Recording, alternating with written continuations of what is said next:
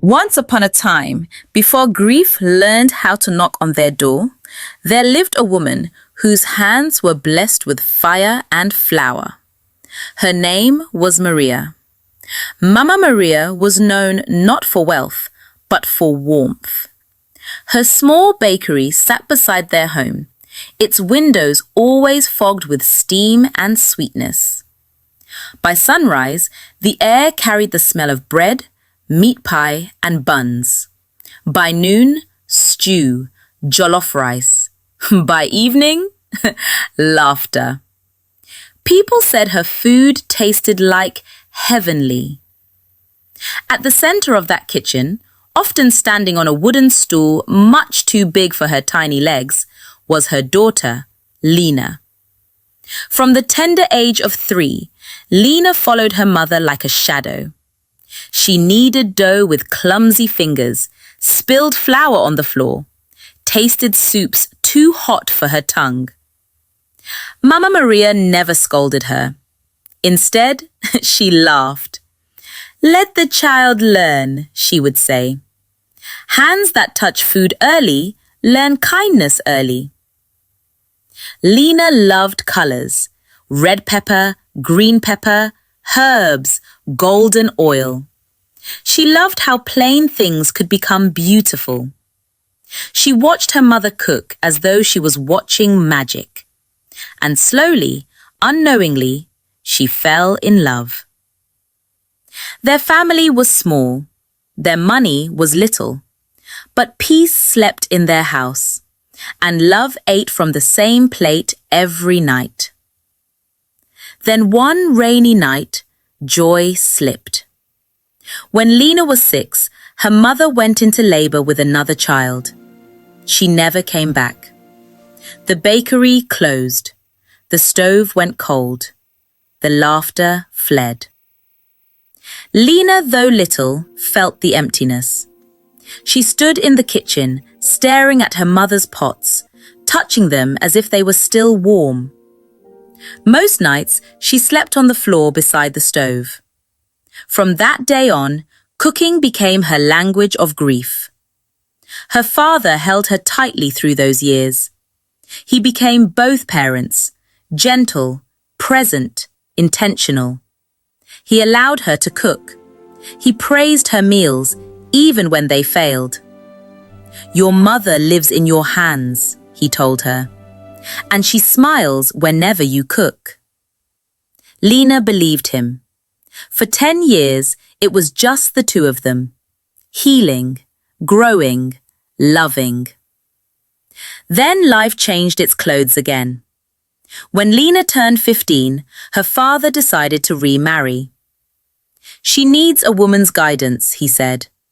He brought home Mrs. Collett, a woman with sharp eyes and a smile that never rested. She came with her daughter, Ruby, who wore beauty like armor and laziness like perfume.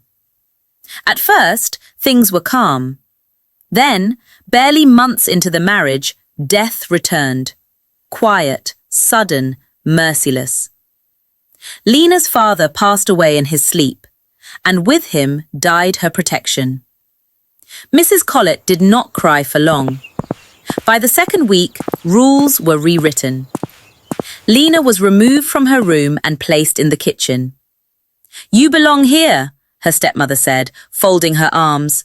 "This is your usefulness." School stopped. Her dream of becoming a chef were laughed at. Rest became a memory. She cooked, cleaned, fetched water, washed clothes, from morning until night. Ruby did nothing. "She is delicate," Mrs. Collett would say. Her beauty would make way for her. She must not stress herself.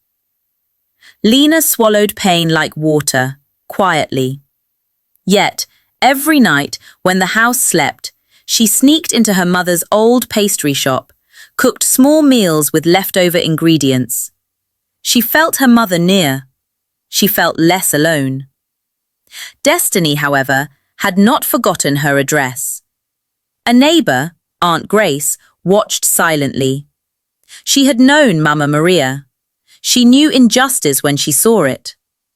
At night, Aunt Grace sneaked Lena an old phone. She taught her how to learn online, international dishes, plating, nutrition, cultures beyond the city. Lena learned with hunger in her eyes. She helped local food vendors secretly, improving their meals. Word spread. Mrs. Collett noticed the whispers, and hatred took root. Then came the announcement that shook the city. The Royal Cultural Summit. A grand event where cooks would showcase heritage and innovation. The winner would receive royal endorsement and global training. Lena's heart beat loudly. She practiced day and night. She cooked with memory, with pain, with hope. But on the morning of the event, Mrs. Collett locked her inside the kitchen. She sent Ruby instead. At the Royal Summit, the air shimmered with expectation, heavy with drums, aromas, and destiny. Drums rolled softly in the distance. Gold-trimmed canopies stood tall under the sun. The finest cooks in the land arranged their ingredients with steady hands and confident hearts. The king rose, lifted his staff, and with a single word declared the ceremony open. At once, fires were lit, knives sang, and the contestants began to cook. Then, Ruby stepped forward. She stood before a fire she had never respected, never feared, never learned to understand. Her hands shook. She looked at the fire as though it were a stranger speaking a language she did not know. She struck the match once. It failed. Again, nothing. Murmurs crept through the crowd like ants finding sugar. Under pressure, she poured fuel carelessly, desperate to force skill where none lived. And then, the fire leapt. Flames rose suddenly, licking the air, biting the cooking stand. People screamed, guards rushed forward, pots clattered to the ground. Order broke its leg. From his throne, the king stood. The drums stopped. The murmurs died. His voice cut through the smoke like a blade. "How," he thundered, "does someone who does not know fire dare stand before my throne and call herself a cook?" Fear froze the gathering. No one answered. The silence grew heavy, the kind that presses against the chest. Then, from the edge of the crowd, an old voice rose. It was Aunt Grace. "My king," she said, stepping forward slowly. "The hands meant to cook here today are not these." The crowd leaned in. "The true cook," she continued, her voice trembling but firm, "has been locked away, hidden in a kitchen by wickedness and envy." Gasps rippled through the people.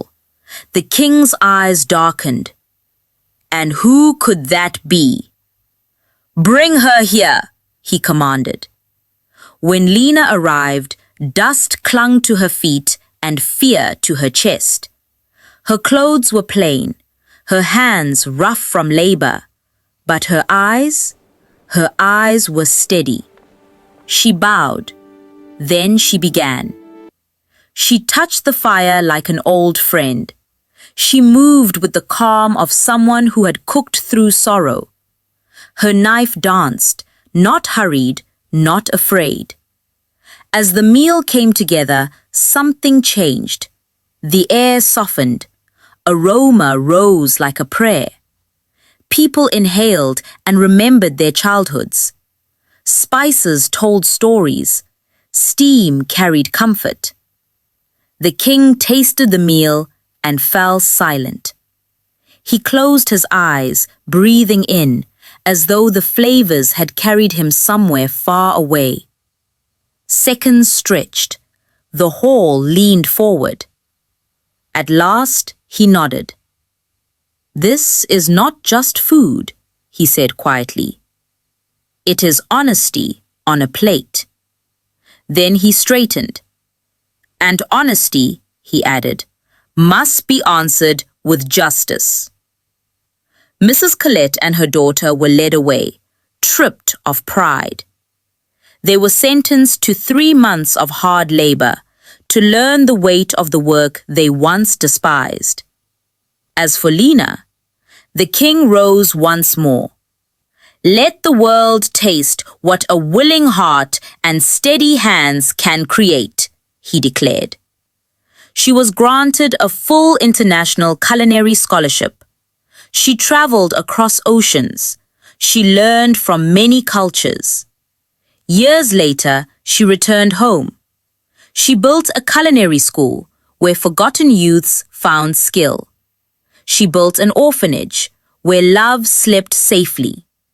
And the girl once locked in a kitchen became a queen, not by crown, not by blood, but by service. True greatness often grows quietly in places the world ignores.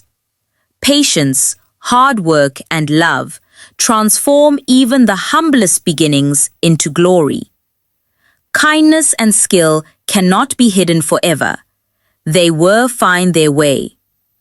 Envy and cruelty may rise, but they crumble before talent and perseverance. Serving others and sharing your gifts is the noblest crown one can wear. If the story touched your heart, don't forget to like, subscribe, and share. Explore our channel for more inspiring tales where courage, wisdom, and kindness triumph against all odds.